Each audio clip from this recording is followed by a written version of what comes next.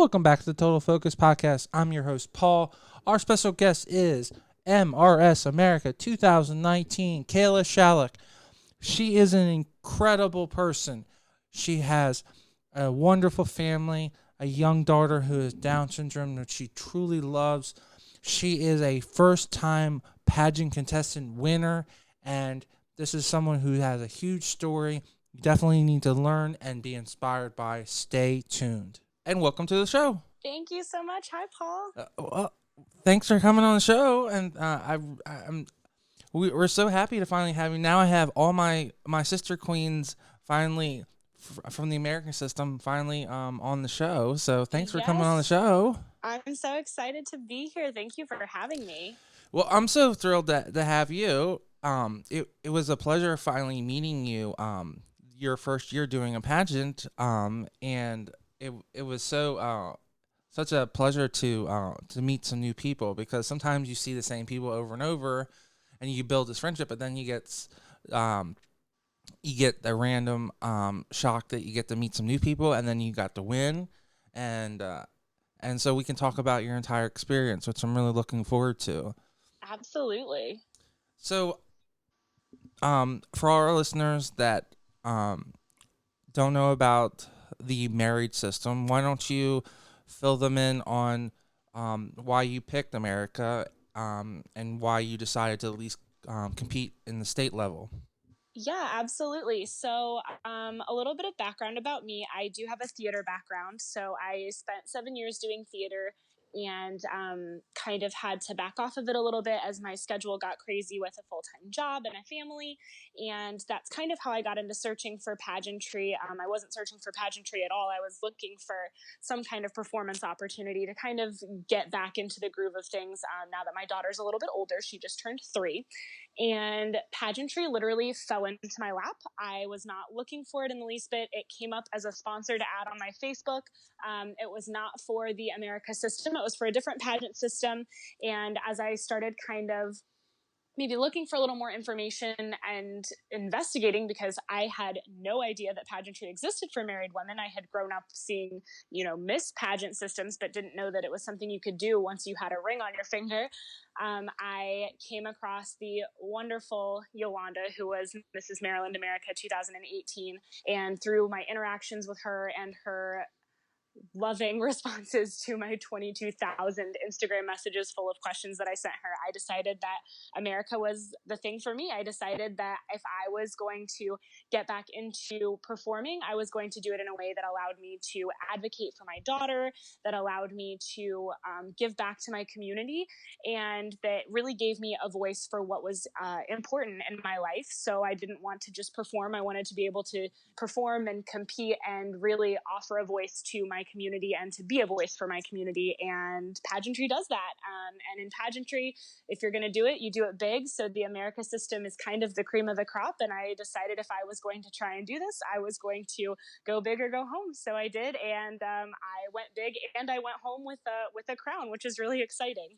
Well, I mean, to start off and go straight to the top, and on top of win your state pageants, takes effort, balls, courage. So, you know, clearly you don't play no games. If you're gonna you come to win. So No, I am definitely a very goal driven person. So when I set my mind to something, I pretty much go at it 125%. And when I came into deciding I was going to do this pageant, it was definitely, like I said, it was go big or go home. So I was going to do it, and I was going to do it to the best of my ability. And I think that I did that both at Mrs. Maryland and at Mrs. America. So I'm really proud of what I've been able to do for the last year, because I literally, from finding out that there were pageants for married women to competing at Mrs. America, was less than a year for me. is is it the competition that you enjoy most, or is it the outreach that you get the opportunity to have a little bit of more power? People will take that phone call Yeah, I think they kind of go hand in hand, honestly. I am a super competitive person. My husband and I actually just had this discussion the other day, kind of deciding to, we were trying to figure out maybe what would be next for me and for us as a family. After I wrap up Mrs. Maryland at the end of my reign here in like 6 months or I so. know, sadly, And it is coming close. So, I don't even know where the last 6 months has gone, honestly. It's been crazy. But well, you were I, preparing and doing your yes, best. yes, So get exactly. ready for nationals. So.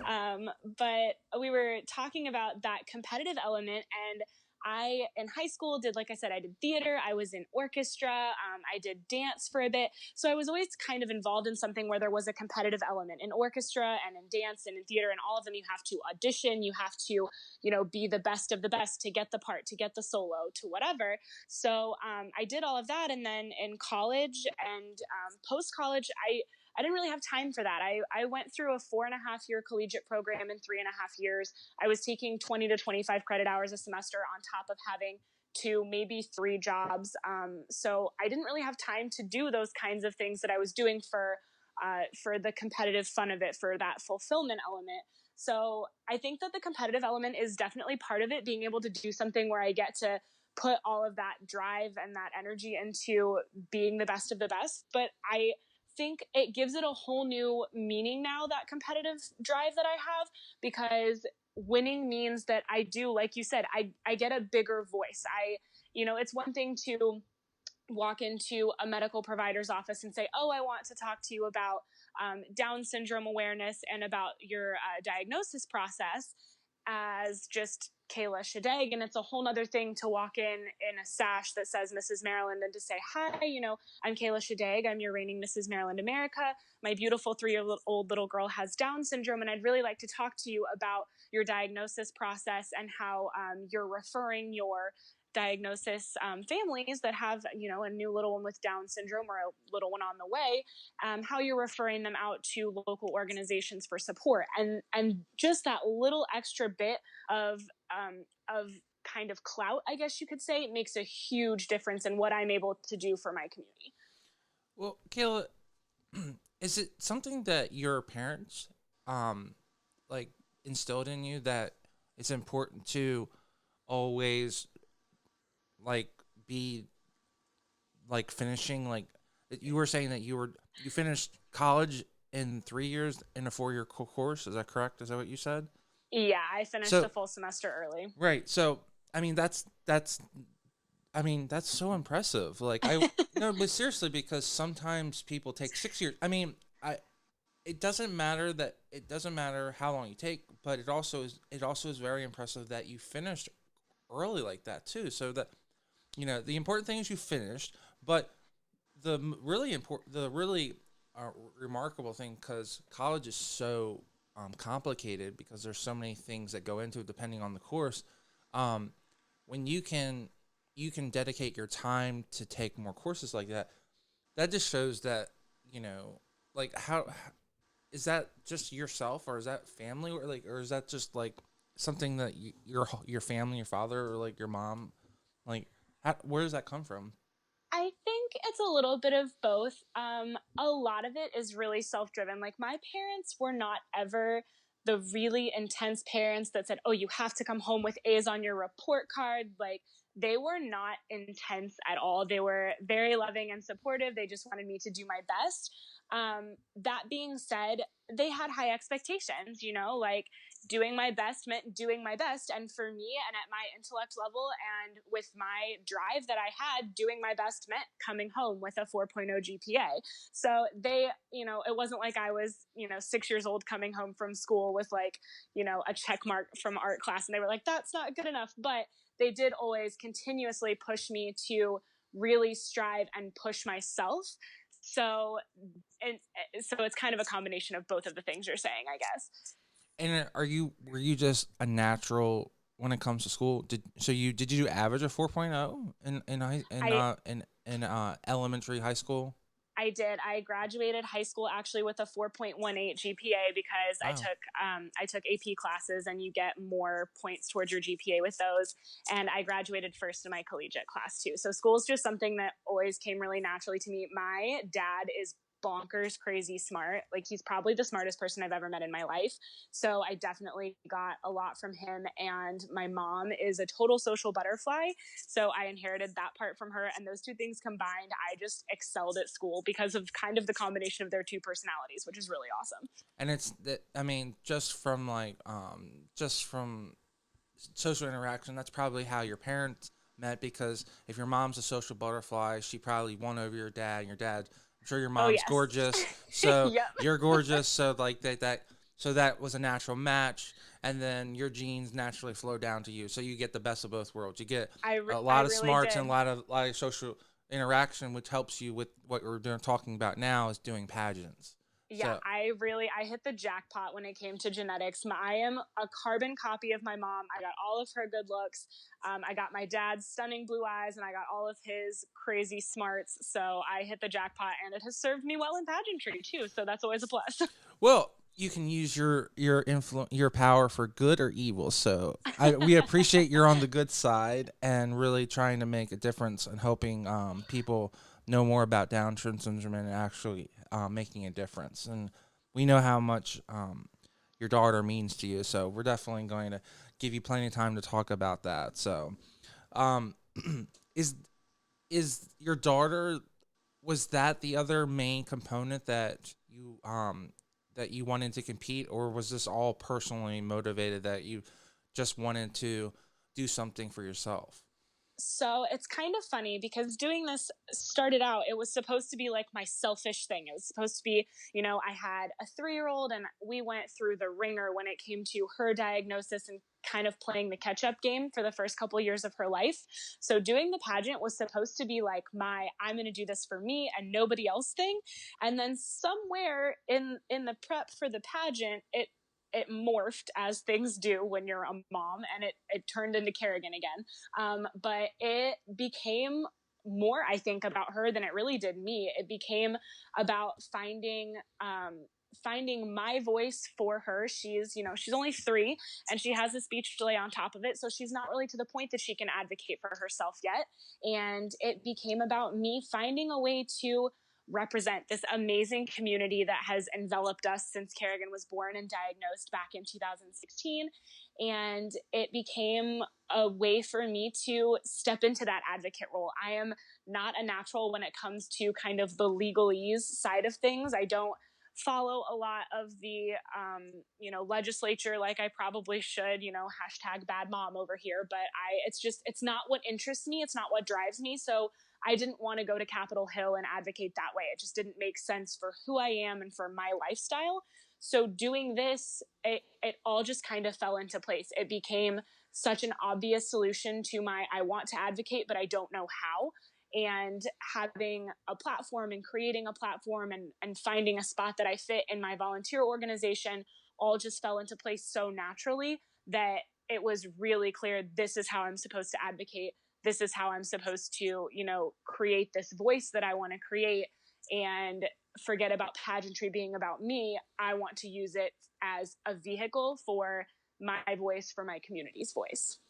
Well, I'm gonna vouch for you. You are a hardworking mom, and on top of it, I don't think that you necessarily have to go to the state or national legislature to make changes. You can definitely go to a large business that donates money, and you can advocate for them to donate it into certain causes, or you can just go towards a certain industry and really help them. Like what I first thing I talked to you had told me your story, but why don't you tell us the story of giving birth to your daughter, because it was really impactful.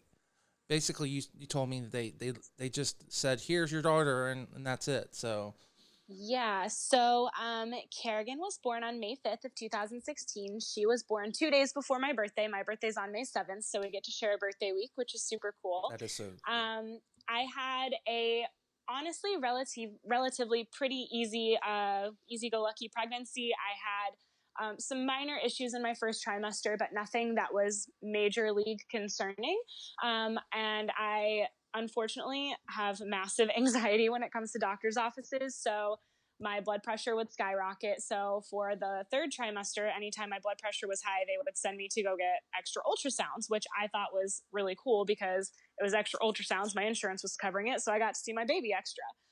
But other than that, really healthy pregnancy, nothing complicated. We did our first trimester screening and it came back with 1 in 6,380 odds of having a baby with a trisomy condition like trisomy 21, which is Down syndrome. And with odds of 1 in 6,380, we felt pretty comfortable moving forward without any additional testing. We were pretty confident that that number was so minuscule that it wasn't even a blip on our radar. And Kerrigan was born, had a super easy labor. And I don't remember this, but my mom in storytelling kind of, afterwards has told me that the pediatrician that came in to do just her initial, evaluation and kind of checking her over after she was born, asked my nurse for my delivery if I had had an amniocentesis done, which is one of the ways that they can diagnose Down syndrome prenatally.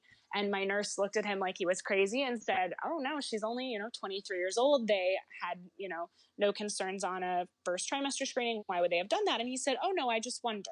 And he left the room.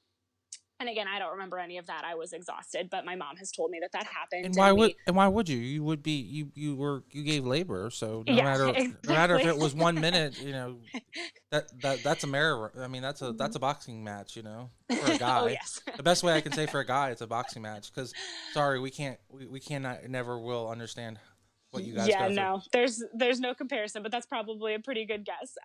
But we got back to our kind of recovery room and we were settling in, and the nurse came in and she said, oh, we're gonna take Kerrigan with us. The pediatrician wants to just check her over again now that she's a few hours old.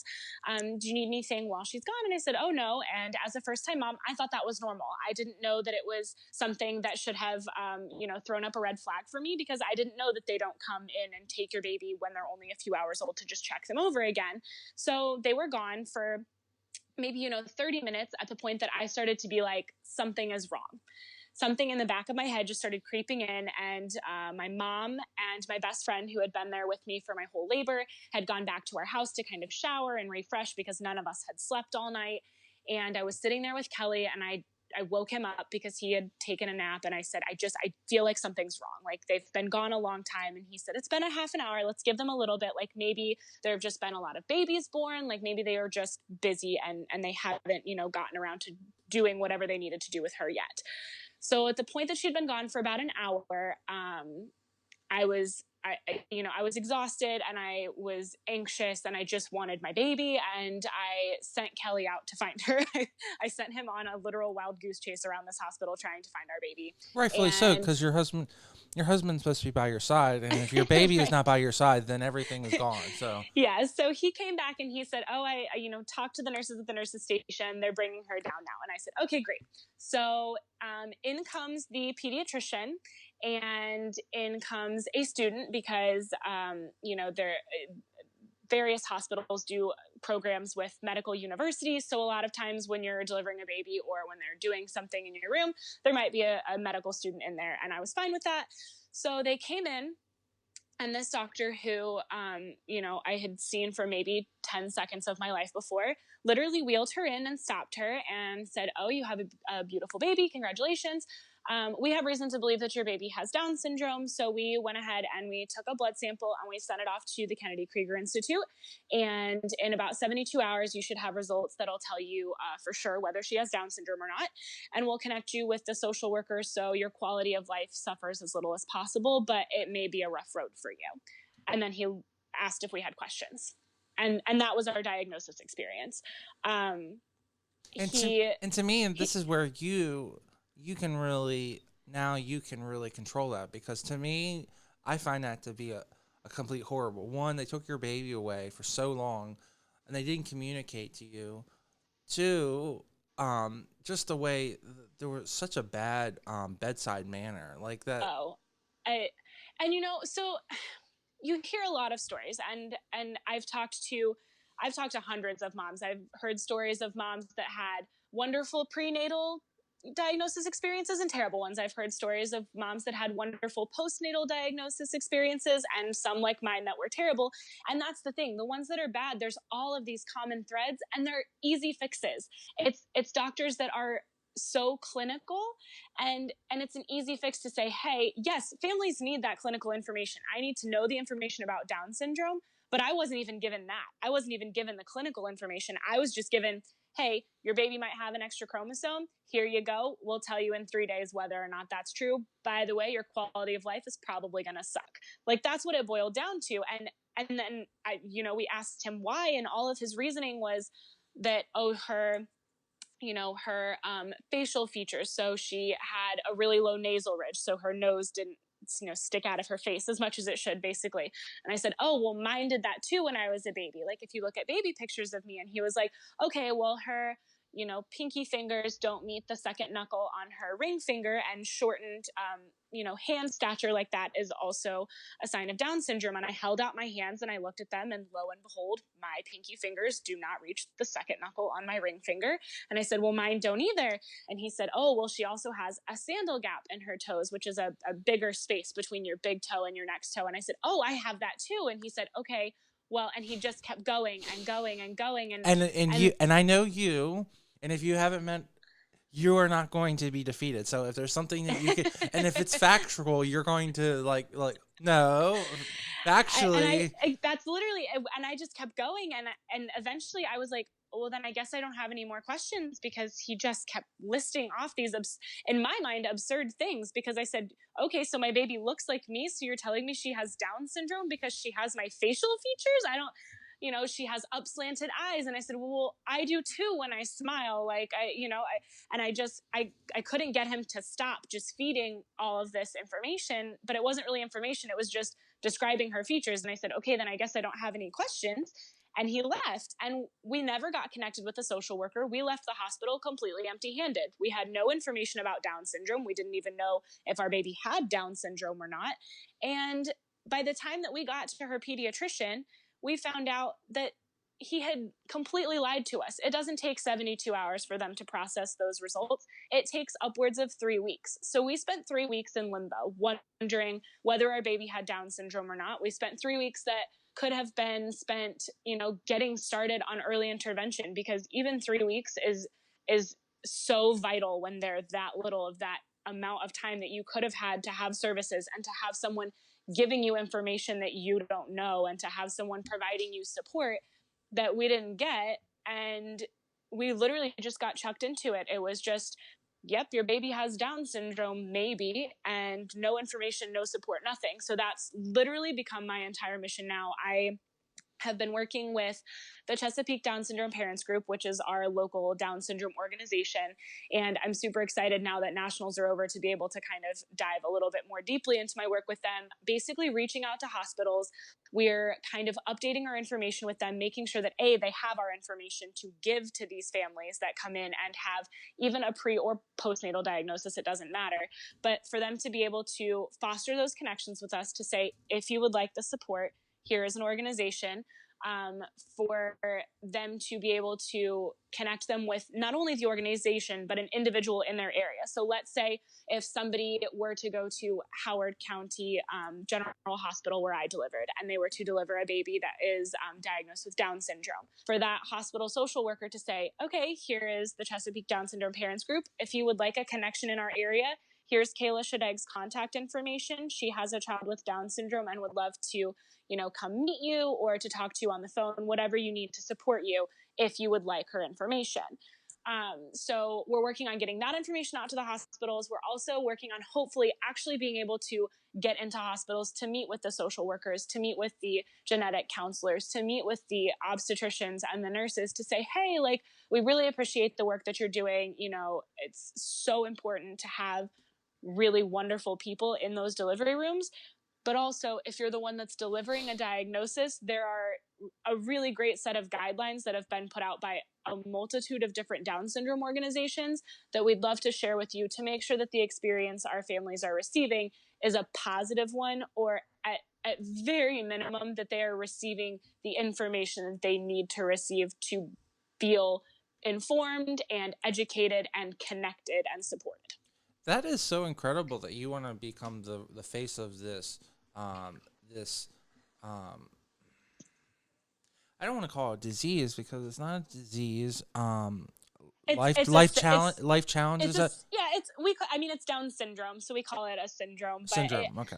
Honestly, and like I tell people all the time, I am not the kind of person to paint the world with rose-colored glasses at all. I will tell people up and down until I'm blue in the face how we have faced a lot of struggles over the last 3 years, and that it is certainly not an easy life. But I don't think that parenting in general is an easy life either, and I don't think that people that have neurotypical children don't also face some immense struggles. So when I talk about Down syndrome, I honestly, a lot of the time, I'm trying to kind of switch from calling it Down syndrome into kind of referring it to by the more medical term, which is trisomy 21, because it really is just an extra chromosome. Like at its bare minimum, that's what it's broken down to. Kerrigan has an extra chromosome. It's a part of our life, and some days that's a great thing. Like yesterday, we got to see her picture on a jumbotron in Times Square, which is absolutely wild and would never in a million years have happened if she didn't have an extra chromosome.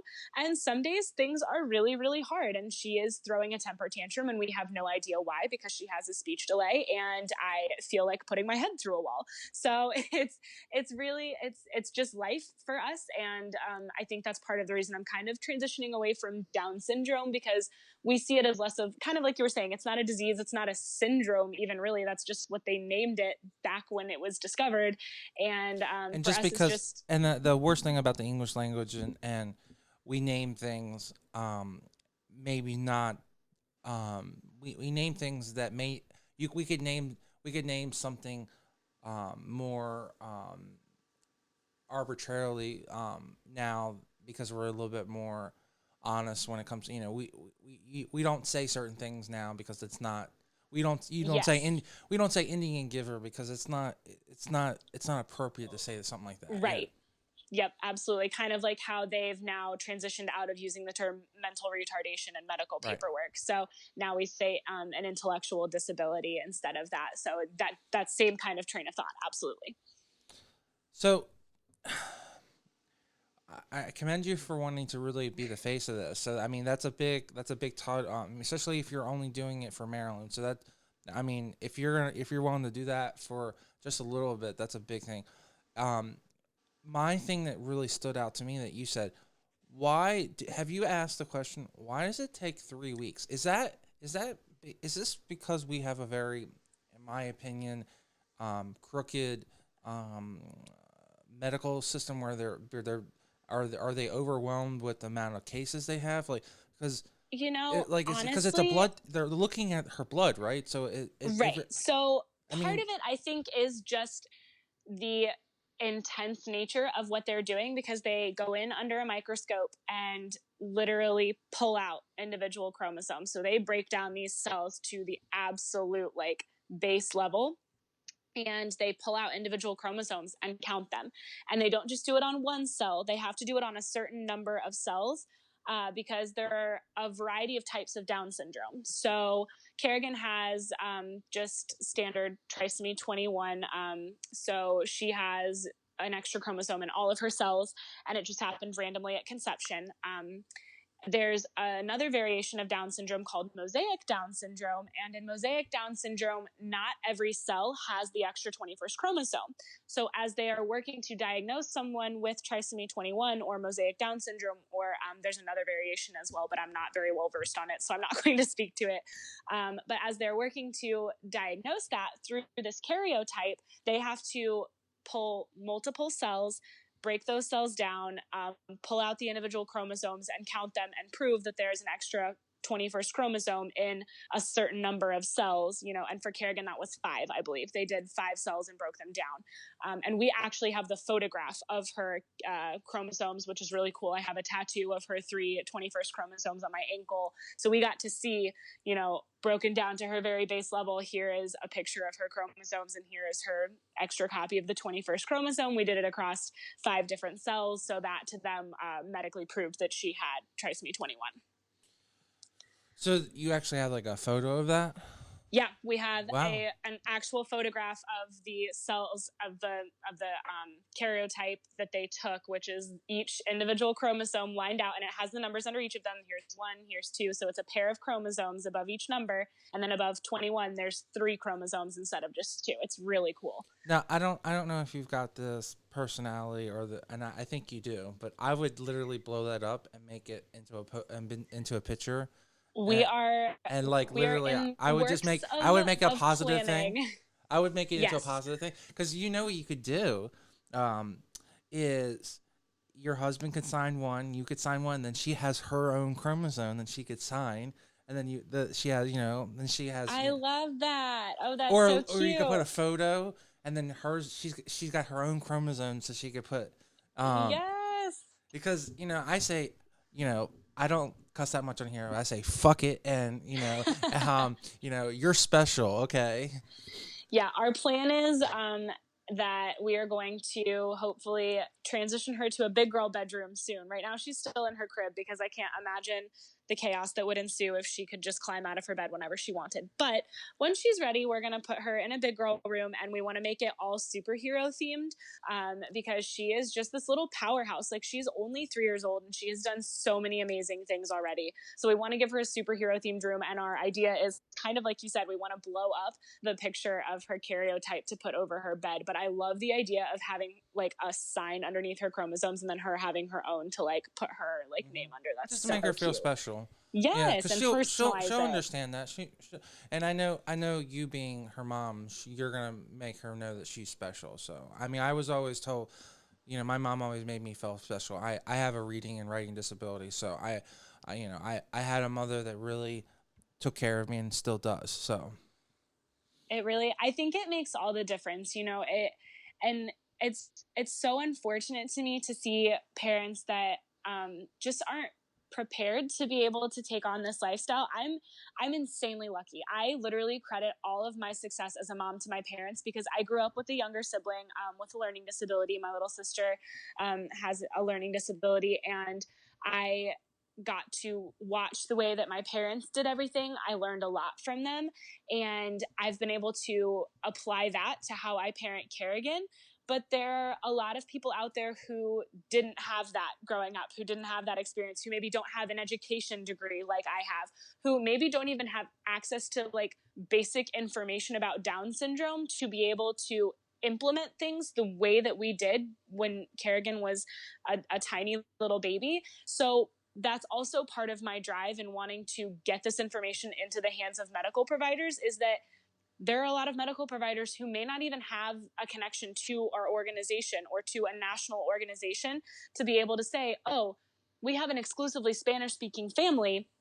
Not only do we have an organization locally that can help you, but they have someone that speaks Spanish fluently. There's a national organization that has brochures and information all available in Spanish, and they're translating into other languages. So being able to just get that information into people's hands immediately increases the odds that their child is going to have a positive outcome at every single step of the way. Having the information, having the resources, having a support network, every single one of those is like a check in the box to make things more positive for not only that family but for that individual, regardless of what disability, if you want to call it that, regardless of what it is, whether it's Down syndrome or autism or whatever. Having those support networks and that education and those resources in place immediately increases their odds of being successful and independent and leading productive and fulfilled and lives. also not being scared. I mean, Yes. the one thing in life is the unknown Oh, it's the worst. and just like trivializing. And I think that when you have a baby, I mean, it's fascinating to me that in the world we can populate the world, and yes, we can do a great job just learning as you go, but you can have a baby. You don't. I mean, let's just put this into perspective, everyone. Okay, You're required to before you drive a car. Okay, which can do as much damage as a baby do, because a baby can grow up to be a human and they can kill people. They can drive a car. So they're kind of in my situation, kind of the same thing. So let's just put this out here. So to drive a car in the United States, you have to take a driver's license, you have to take a test, and then you have to take a driving course test to pass that test. But to make a human that can go out and do about the same amount of stuff, you don't have to do anything. They only they only keep you in the hospital for a short time. In the good old days, it used to be a lot. They really do. And it's just weird to me. It's just weird to me that like they just like, okay, here.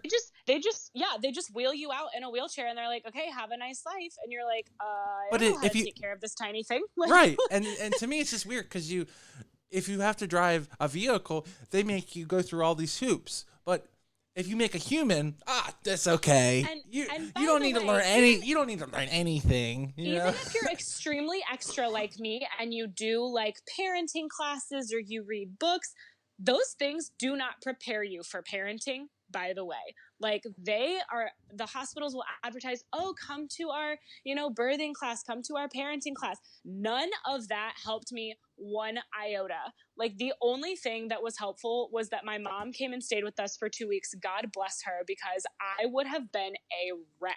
And like, but there's nothing that can prepare you for that amount of responsibility. Like it is driving a car on crack. It's such an immense pressure and responsibility, and I don't even have words for it, but looking at that baby and being like, I have to raise you to be a good human being, and like you said, like to not grow up and be a serial killer or like do something crazy. I have to make you into a good person. That amount of pressure on any one person is enough to drive you bonkers in and of itself. Oh, I absolutely agree. 100%. Okay. So I just wanted to take 1 second from this great interview and talk about our sponsor of the week, Mid-Atlantic Video and Photography Productions. No matter if you're planning a wedding, a special event, or you just need an amazing headshot, they are the team to get the job done. You can reach out to them at 443-422-3830. Again, that's 443-422-3830. Or you can go right to their website at mavpp.com. Now let's get right back to the show and listen to this great interview. Basically, in my opinion, your daughter is your world. So, but to be in all sincerity, do you think winning that Miss Maryland America pageant state level has really positively impacted your daughter's life? I can't even tell you how much winning has done for my family. We have been given such amazing opportunities. Kerrigan first of all, Kerrigan getting to see me compete on stage at Mrs. America, I think, even though she's very young, I think as she gets older is going to be something that's extremely impactful. I don't know how many of you have seen me, but I am not exactly your pageant norm. I'm only 5'2". I have a pixie haircut. I am by no means a leggy, skinny kind of golden goddess like you would imagine in a beauty contest. So I think being able to see her mom kind of breaking down barriers and doing things her way, but still doing it to the best of my ability is going to be amazing for her. But on an immediate level, we've been able to connect with some incredible organizations. Right before we went to Las Vegas, we did a fitness festival at the Spirit Club in Kensington, Maryland. They are an organization that caters fitness programs specifically to individuals with disabilities. So I got to meet an amazing crew of people that work there, and I am super excited to kind of continue my work with them. But while there, I also got to meet the amazing Secretary of Disability here from our state of Maryland, who now I have that connection, which, as just a mom of a kid with a disability, being able to be like, oh yeah, I've met the Secretary of the Department of Disability here in Maryland is, when you say that in a crowd of moms of kids that have Down syndrome or autism or any kind of like neuro difference, people's eyes triple in size. They're like, the Secretary of the Department of Disability? And you're like, yep. So just little things like that making those connections that, and maybe I'm not going to interact with her again this year, but maybe next year something comes up with my local organization and we need someone to come speak. And I have the ability to call on her and say, hi, we met last year at this event. I'd really love for you to come support my organization and meet some of the people I work with. Stuff like that really adds up and will make my ability to serve as an advocate to the Down syndrome community and the disability community as a whole so much more impactful in the years coming forward. Well, the other big thing is it gives you legitimacy, so people will Yes. trust you. Yes, When you absolutely. say something, it's coming from a place of safety and trust. So and in this situation where you really, well, where we really, I truly, the whole reason why I brought up your diagnosis in the pregnancy in the hospital was to really to demonstrate that just building that level of trust and being sympathy and being very sympathy is important. So Definitely.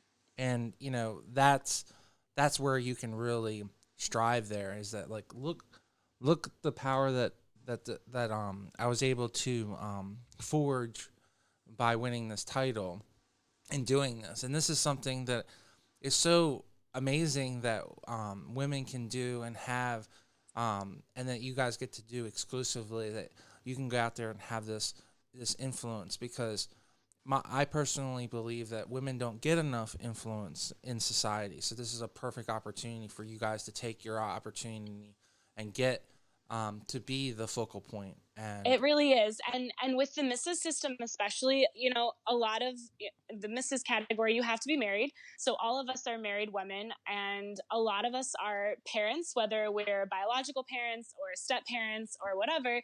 So we have kind of a unique set of voices. We have different interests than you might see in the kind of the Miss candidates and what they're doing with their platforms. So well, we're you bringing the big we're thing, bringing a different element in. right? And but the huge thing is that your causes are way more diverse. I mean, you could be Yes, very generic and definitely. say, yes, I Definitely. support, and there's nothing wrong with supporting um, the Make a Wish Foundation, right? Make a Wish Foundation is amazing, but it's very surface level when when you have a family, you're so much ingrained, and you're much more an adult to understand the complexes of what it goes into being an Yes, and adult. and to develop that connection, because I think it's exactly what you just said. I think a lot of times people pick an organization because they appreciate what the organization is doing, but I do think, just kind of in my experience of being at Mrs. Maryland and being at Mrs. America, talking to these amazing women and hearing the journeys that they've been on in their lives, hearing what they've selected as their platform, hearing what they're putting into their platform in terms of community service, in terms of volunteering, in terms of literal blood and sweat and tears pouring into making their platform and their volunteer work a reality.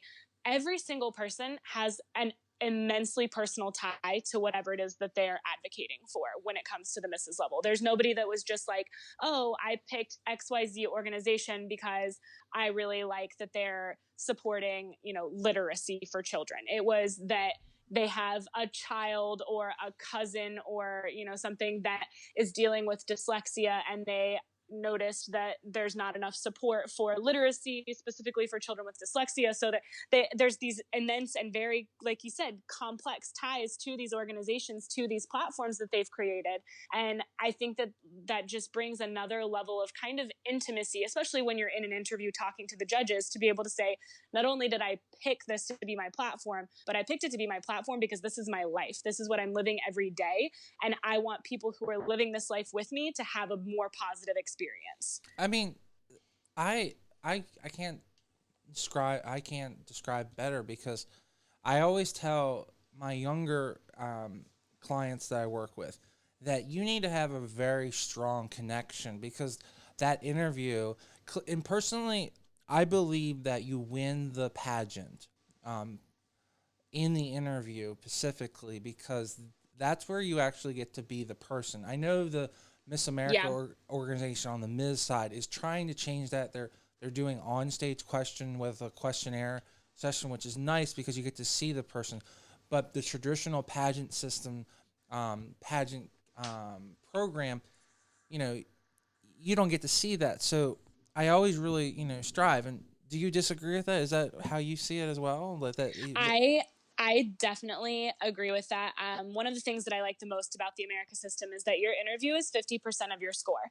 So half of your score is literally just you walking into a room and being yourself and conversing with the judges, showing that you are intelligent, showing that you are connected to your platform, that you're actually out in the world doing things with your platform and not just saying, I'm tied to this organization.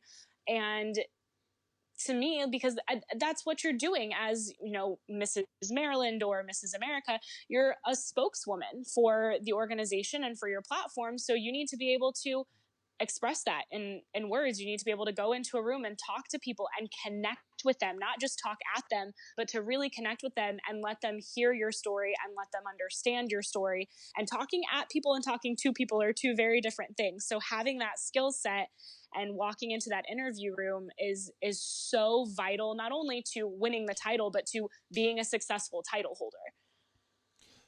If you have a lady out there that's married, maybe she's never done a pageant, what do you think is the things that you should recommend? Like, what do you think is a good thing that is a trigger that, that you would definitely recommend them to do it, that would help them to be more happy in their life and maybe make a difference? Is there something that went off in your head that, this is something that you said you talked to Yolanda, so there must have been that aha moment that was definitely. So is there something you could recommend to other people that if you have this aha moment that will definitely, you should do it and you will be happy because of it? I think it's different for everybody. For me, Kerrigan was just over 2 years old, and I have had a tough go of it as a mom. My kid got diagnosed with Down syndrome at birth, and we immediately got thrown into the world of specialists and therapies and living life as a family of a child with Down syndrome. And we had no idea what we were doing half of the time. And I felt very, very lost for a lot of the first couple years of her life. I didn't feel like I knew who I was anymore. I not only had to be myself and also work a full-time job, but also be a wife, but also be a mom, but also be an advocate for Down syndrome, and all of those things just kind of mashed into a pile. And it became kind of a situation where I looked at myself in the mirror and I was like, who am I anymore? So I hit the point when she had turned about 2 years old. She had just had surgery on her eye, and we got her into a daycare, and I was starting to feel like I was getting my feet under me. And I sat down one day and I was like, okay, now what?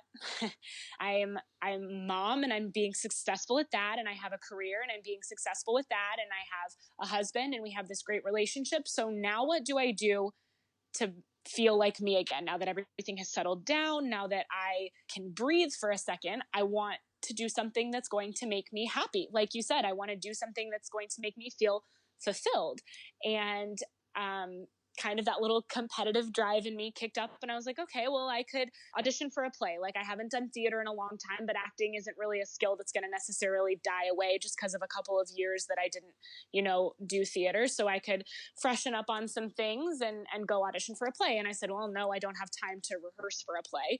So I just kind of whittled my way through this list of things that I had thought about doing. Well, I could do a bikini competition because I'm really into fitness, but I have a 2-year-old and my body's really not where it should be. Even with a trainer, I don't know if I could do it. And I just narrowed this list down, and I was scrolling Facebook one day, and Mrs. Pageant popped up in the like sponsored ads on the side of the page. Right, you were And saying that it just popped up. So it just popped up, and I have no idea what I Googled to trigger that to pop up, but it popped up, and I looked at it and I kind of scrolled past, and I was like, oh, they do pageants for married women. And then it just kind of ate away at me for probably 3 or 4 weeks. And finally I looked at Kelly, my husband, and I said, babe, I think I want to do a beauty pageant. And he said, they do that for married women? And I was like, they do. apparently. I saw it on That's so Facebook, cute. and His naivety is so cute. yes. And then so I said, I saw it on Facebook, and I just keep thinking about it. And I really think that that's something I could be good at this stage of life. I'm definitely not the pageant norm, but I love public speaking, and I'm a well-spoken person, and I have a natural platform tied to Down syndrome. And he said, okay, so what do we do? Do we go buy you an evening gown? Like, how do we do this? And it just kind of took off from there. So the kind of like what you're talking about, this trigger that got me into it is going to be different for everybody. But if there is some part of you that is saying, I kind of want to do this, or I might be good at this, focus and latch onto that part, because there's always going to be doubts. You have no idea how many times I sat down in my living room and looked at my husband and said, I don't think that I'm cut out for this. I don't think I'm going to do well at this. I think I'm just wasting my money because I'm too short and I'm too curvy and I have pixie hair, and all of these other women have these incredible platforms and they're all older than me and have more money than me and this and that.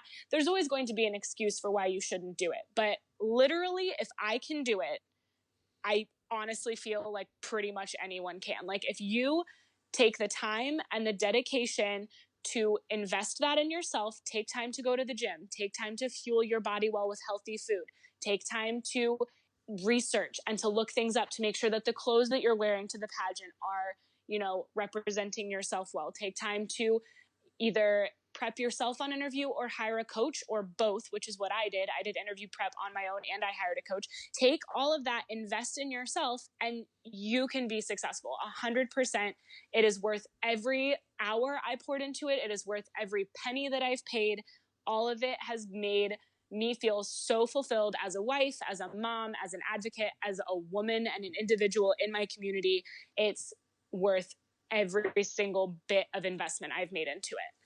So, this time last year, are you much more fulfilled? And do you think your family life is better now, or do you think? Oh my gosh, family life yes. is okay?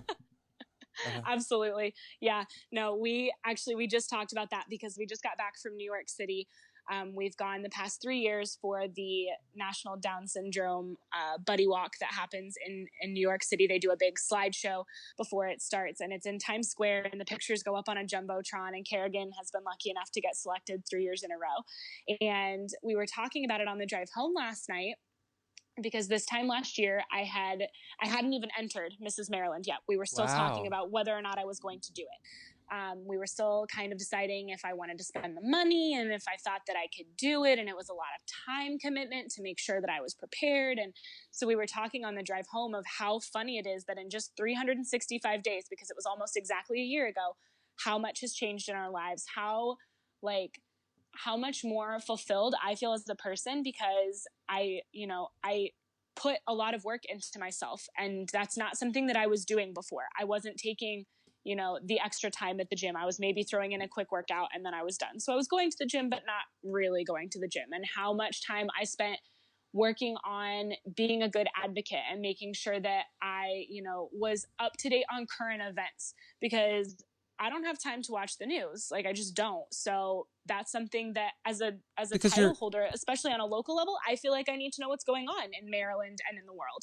So that's something that I told Kelly, I said, I feel so much smarter now than I felt a year ago, because I spent all this time working on public speaking and on interviewing and on staying up to date on what's going on in my community, because those things are expected of me. And I feel 100 times more intelligent just from doing that. Just from that little change that I made, trying to play the part and trying to make sure that when I went into interviews for Mrs. Maryland, if they said, oh, tell us 3 fun facts about your state, that I could actually do it. And just all that little stuff kind of adding up, and the opportunities we've been given, that I've been given as Mrs. Maryland, the amount of change in myself individually, and I think in our family as well, because my husband, by the way, is the ultra Mr. Maryland. He has pictures on his computer at work that he shows off to anyone that will listen. We're getting ready to go to his Marine Corps ball, and he is in the process of trying to convince me that I need to wear my sash to the Marine Corps ball, because he thinks everyone there needs to know. Darling, if that's even a question, then poo on you, because you should totally wear your crown too, and it better be in your traditional. Now, if you haven't met this young lady yet, She has a beautiful high hair look that is really cool. That is really unique. You need to wear it that way. You need to incorporate the crown in it too. So please, I keep I'm on telling your him, husband's side. I really I'm am. like, the Marine Corps ball is literally the one night that it's about you, though. And he's like, But it's no, about no. the He's like, wife. He gets he to said, show if you you off. want it Your to be eye about candy. me, Your eye he said, candy, darling. exactly. He said, if you want it to be about me, you need to be as extra as Thank you you. can I be love at him. the Marine Corps ball. Thank you. I am totally tell your husband I will get him a cigar. I'm totally on your side. It's all, because think about it. He probably works with a bunch of guys and then women that can't be girly, so they have to act like really rough. So this is the opportunity for the girls to dress up and look very girly and act girly, and the guys to show off their wives. So this is exactly the point of it. So yeah. I basically to sum up what you're saying, you can win this the first year. Your life will be improved. You definitely need a pageant coach. Is that, are you promoting pageant coaches? Because that's what. So I hired a pageant coach for myself. Our pageant was in May, and I think I hired my coach in probably February, maybe. So I did a lot of the prep on my own and then hired her basically to just help me tie up loose ends. I wanted somebody that was an expert, that knew, the ins and the outs, that was going to be able to tell me what to expect, because I was a first timer, and going into an America pageant is a big deal. Like, they're the cream of the crop. So I wanted to know what I needed to wear down to my jewelry. I needed to know what to expect, because I'm a very type A person. So I needed to know kind of the lay of the land before I went in head first. So I hired a coach. And please mention her name because she's been on the show. So yeah. She has. Yeah. Tracy Rogers Yeah, so is my Tracy's been on the amazing show. coach. She is fantastic. And if anyone needs a coach, please, dear Lord, go to Tracy. She's incredible. And definitely listen to our past episode, because Tracy talks about some good tips. She has like the most amazing story. If you go back to your podcast with her and you listen to it, her story of just pageantry and then how she ended up winning her national title is just completely wild. And that's why I hired her in the first place, because I said, that's a woman who has a story to tell. And then she used her, like I said, she used pageantry as a vehicle to tell her story and to make a difference, which is what I wanted to do. Which is what you're doing now. So yeah, exactly. So Tracy is amazing, and she was so fantastic at filling in those gaps for me, which is exactly what I needed. She never tried to kind of overstep. She was never pushy about, oh, we need to do this or that. At the beginning of every conversation, she would say, okay, here's what I would like to work on. What do you think that you need help with? And I would tell her, and she would immediately nail down those questions that I had and put me completely at ease. Like, I walked into Mrs. America feeling so prepared, feeling so ready to go. Like, I didn't have any of those last minute quandaries of wondering what was going to happen at X, Y, or Z, because Tracy made sure that I was literally completely prepared from day one of arrival to walking off stage on finals night. Well, winning state was a great spot there, but we haven't even gotten to even mention, and we should at least mention your experience at nationals. How was that experience? Everyone touts up how amazing and the gifts you get. Is it just a rumor, or is it true? Oh no, it's true. When everyone at work has been asking me how my experience was, I just tell them that it was amazing, and they're like, oh, well, like, give us all the dirty details. And I don't even know where to begin, because you spend that week at Mrs. America at the Westgate being treated like a celebrity. I was cracking up the first night. I was in my room with my roommate, and we were talking, and the two of us were losing it, because I roomed with Mrs. Main, Allison Tribo. She's incredible. If you don't follow her, go follow her too, by the way. But we were sitting in our room on our beds. Both of us looked ridiculous because we had combed, all of the curls out of our hair and taken off all of our makeup. We were sitting in our jammies, FaceTiming with our kids. And we were like, we're the people right now that people in the hallways at the hotel would stop you and want to take photos with you, or just take a picture of you. They wanted your autograph. They wanted, makes you feel so special, doesn't it? Yeah. And I was like sitting there with like my like eye mask on at night, looking like a gremlin, being like, I'm just this like really nerdy really awkward mom from Maryland, and these people like want photos with me, and it was so funny to me. But it was nonstop the entire week. You get amazing gifts from the Marmels. You get a week full of incredible opportunities and interactions with literally the most accomplished women in our country. Like, these women that I got to spend the week with, I made connections that are going to last me a lifetime. I made friends that are going to far outlast my days in pageantry. I can guarantee you that. And you, from the moment you arrive to the moment that you leave, just feel so like so well respected, so well treated, and it was an absolute blast. I can't even put it into words. Is it your thought pattern that if you have the time and you have something that is burning in your heart, that and because the key part is that you have a family, do you advocate that you should do a pageant? Do you think that that's a good avenue, and that's what you would you promote that? Would you recommend that? Absolutely. So I feel like I can come at this from kind of a unique perspective because I'm not a pageant patty. I haven't been doing pageants since I was 6. It's not something that has ever been a part of my life until literally the last year. But I absolutely love it. And I definitely don't think Mrs. Maryland is the end for me. I think I'm going to keep competing because it's been such a positive experience. It's not at all kind of the catty stereotypical thing that you see on TV or in movies. There's always going to be some of that, I guess, but in my, That's just competition. I mean, when if you're if we're gonna be straight up, look at the guys playing football. They talk trash. So yep, exactly. I don't know why. I don't know why when women talk trash, it's considered catty and being like a bitch. But when a guy, it's so, oh yeah, he's so mad. Oh my god, like. So, okay, you're just being a bit, okay, so that's what guys do. So, I guess maybe it's because guys do it like in more like be to the guy, and I guess and women, it's women kind of do it behind their back.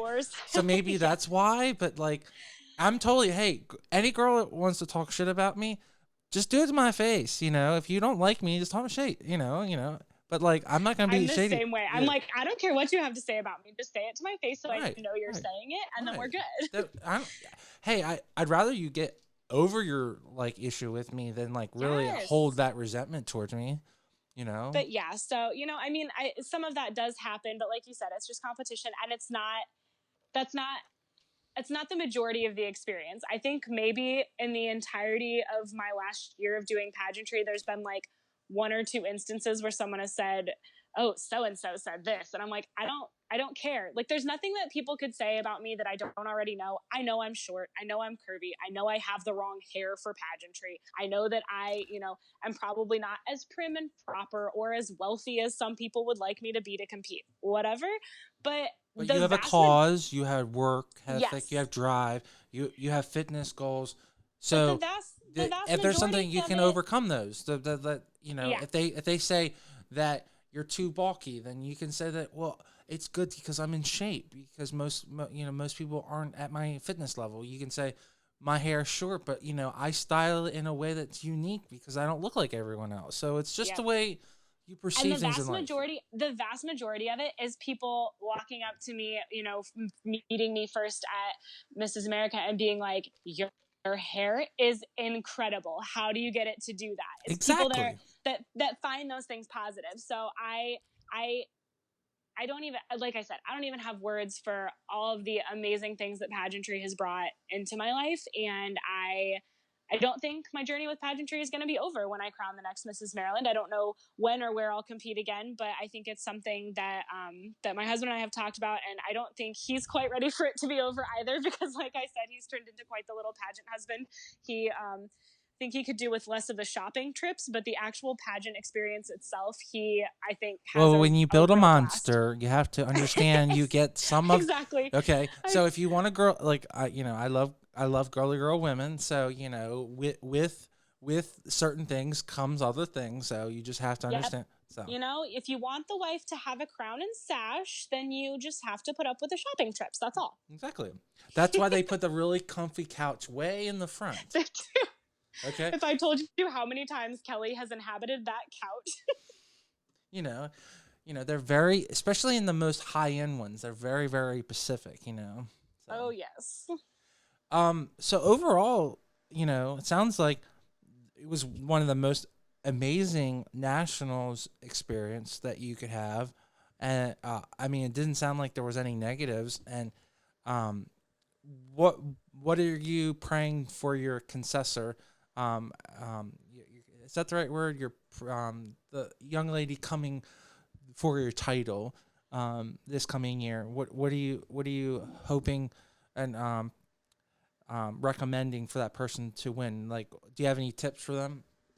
I would say definitely go in being yourself. If you look at the amazing string of women that have won Mrs. Maryland, none of us are kind of really like shy or trying to play a part. Every single one of us went into that pageant, went into Mrs. Maryland in our respective years, presenting our true and authentic selves. We went in as the person that we are, and we didn't try to amplify anything about ourselves other than who we really are in our daily lives. And I think that that's worked well for us. I know for me personally, I went in and I was expecting my hair to be an issue of contention. I was expecting for my muscular arms and my curvier hips to be issues of contention, and those things worked in my favor. Those were the things that in interview the judges wanted to talk to me about. They wanted to talk about who my personal trainer was. And when I told them that I was my personal trainer, that I did all of my own fitness and nutrition, that turned into a whole conversation with one of the judges about how impressive it was that I was that dedicated to my fitness and that I had educated myself on how to train myself and how to write my own fitness programs. You know, talking about my hair, one of the judges was just fascinated by my hair and wanted to know, had I always had short hair? And I told them the story of how I came to cut my hair a couple of years ago, and that when I decided I wanted to do a pageant, I wanted to do it as me. So I wasn't going to grow my hair out or have, extensions or anything like that. I was going to go with short hair. And if I won with short hair, cool. And if I didn't, okay, whatever, moving on. And I think that me going in like that and respecting myself really made the judges respect me too, because they knew that I came in saying, hey, here I am. This is what I have to offer you as a title holder. And if you want it, great. I'm your new Mrs. Maryland. And if I'm not what you're looking for, then that's okay too. And I think they really, really respected that. Well, what I'm hearing really is take that perceived, and I say perceived because, um, self doubt is such a huge thing. Take that perceived weakness and make it your shining badge of honor. Everything you said is Yep. exactly, oh, I have short hair. They loved it. And then I told them why. And then you said, oh, I'm worried about being a little boxy for a woman. Wow, they were impressed that I was really in good shape. So You have don't. to just know, you just have to just know who you are and love all of that about you. Whether, everybody has insecurities. Believe me, I have my fair share. But on that day that I went to Mrs. Maryland, I said, for today, I'm going to shut all of that off. I'm going to love every piece of myself, and I'm going to let the judges know that I love every piece of myself exactly the way that I am. And I think that they could tell that I was like that, that I appreciate everything that I am and all of my nerdy and outspoken and athletic self. And that because I'm so comfortable in my own skin, and I feel like that is part of what made them feel like I was ready to take on the title, is that I was just comfortable being me. I mean, I could just tell by this interview that you were the right person because seriously, because you can flow with a conversation. Sometimes, as an interviewer, you can tell people um, that are going to struggle. It's clearly obvious because you only get the interview is what, 5 minutes, for each judge or something shorter than that? I think we did 4 minutes with each judge. So you need to show your personality in such a short time. So yeah, clearly for you that was not a challenge. Clearly that was luckily for me, personality is not something I've ever been short on. right. So. I just wanted to take one extra second and talk about our sponsor of the week, Mid-Atlantic Video and Photography Production. No matter if you're planning a wedding and you need a wedding videographer, you're doing a music video, or doing commercial, they are the team to get the job done. You can reach out to them at 443-422-3830. Again, that's 443-422-3830. Or you can go right to their website at mavpp.com.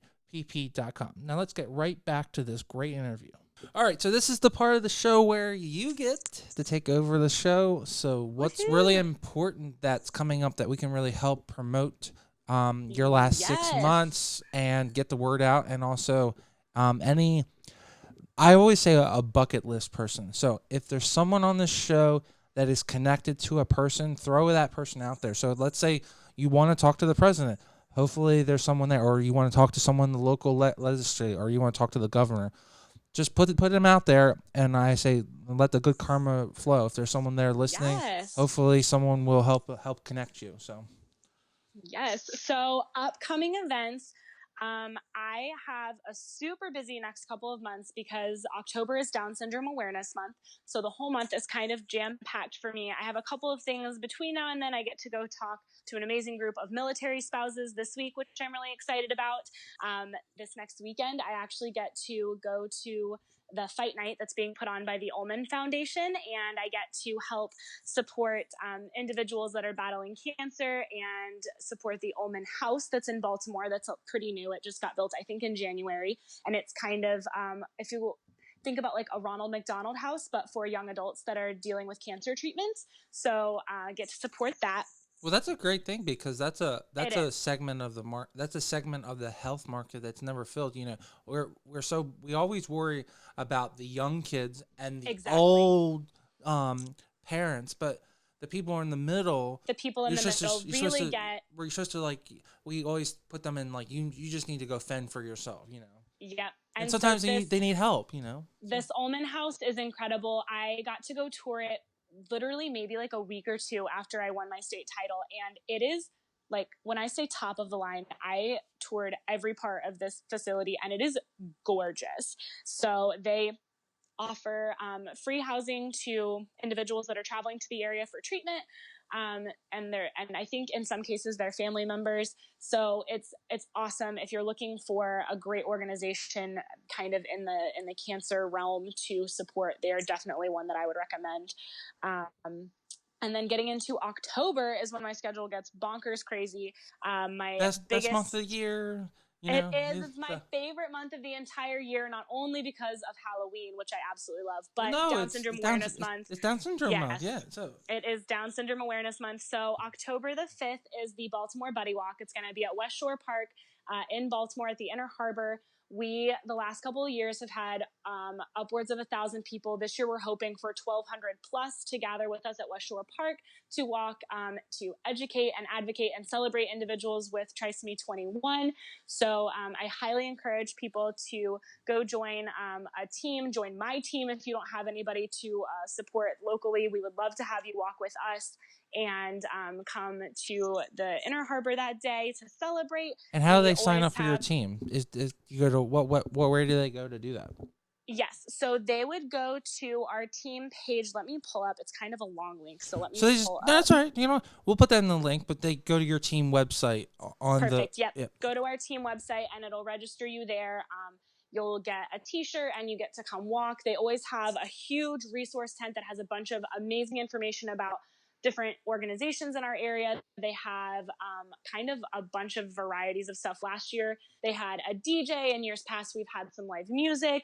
We've had a rock climbing wall. We've had a bounce house. So I'm not sure what they have nailed down for this year because I haven't been to the most recent meeting. But so really good family fun, good family fun afternoon. Even if you want to bring the kids out and actually have something to do. So it's a little bit, little exercise, activity, so then basically you can put them to bed early and they'll go to sleep. So yes. Yes, they should have a good solid nap afterwards, that's for sure. And then a little bit later in the month, I have the extreme honor. I'm so excited. I get to go as a guest to the Nothing Down Gala in Atlantic City. Nothing Down is a huge Down syndrome organization across the country. They even have international ambassadors as well. They're doing amazing things when it comes to advocacy and really increasing the visibility of individuals with Down syndrome out there in the world. And I get to go to their gala. That's one of their major fundraisers for the year. I am so, so excited because I've wanted to go for years. And again, we talked about Mrs. Maryland kind of being my foot in the door for things. I happened upon a friend of a friend that's involved in the planning, and I said, oh, I'd really love to, come and support you guys. And she said, great, buy a dress, let's go. And I was like, okay. So that is on October the 26th.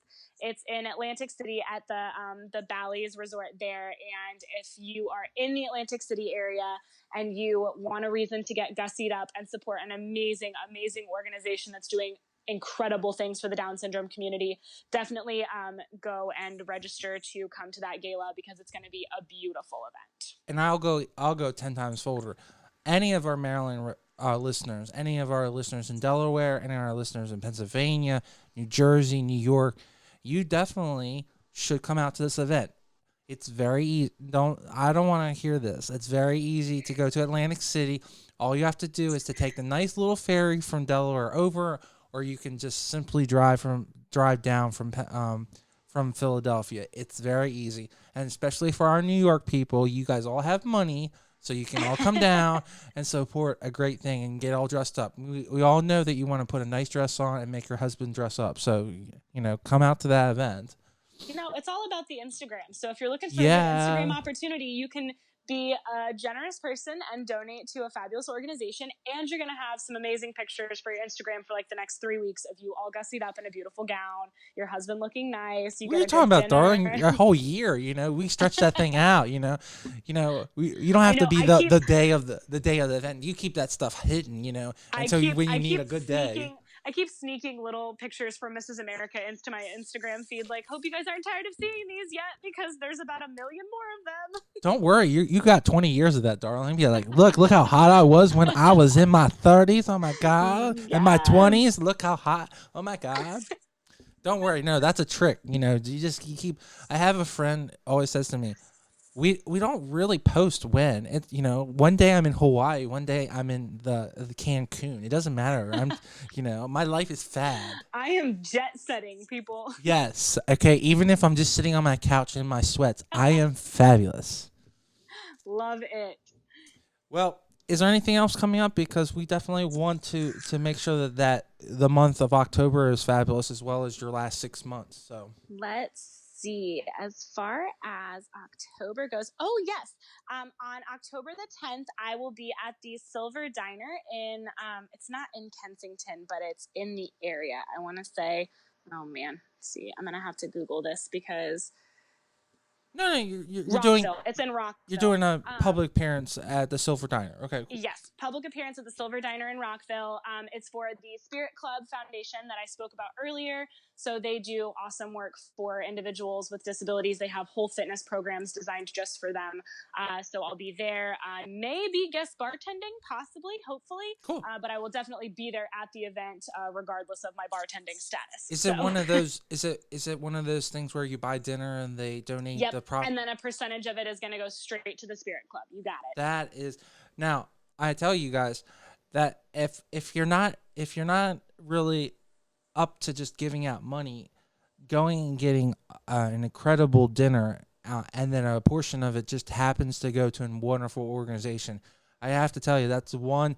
If you're not up, if just donating is not up your alley, this is one way to knock out 2 stones with it really is, because not only do you not have to cook dinner, but right, also exactly. The money that you spend on dinner is going to an awesome cause. So you don't have to cook, and your money is going to support a great organization. Well, it sounds like you said, October is only going to get more busier. I can't imagine putting anything else more on that list, and hopefully we'll get a lot of people out there to really come out to the event. So I hope the best for you. Thank you so much. Well, thank you for so much for coming on the show, and I really appreciate your time today. Thank you so much, Paul, for having me. I've had such a great time. You too.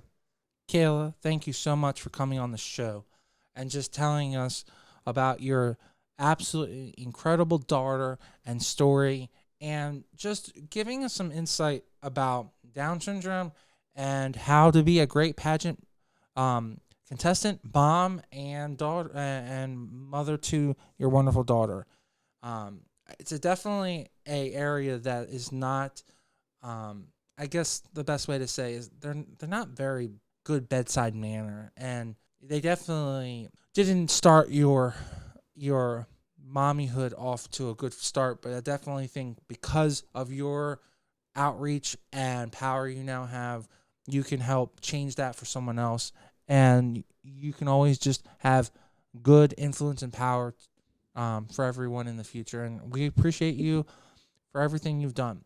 Don't forget, everyone, that this show drops every Thursday afternoon. So please subscribe to us on YouTube and iTunes. Give us a thumbs up or thumbs down. Tell us what we're doing, or right or wrong. And don't forget to subscribe and stay tuned.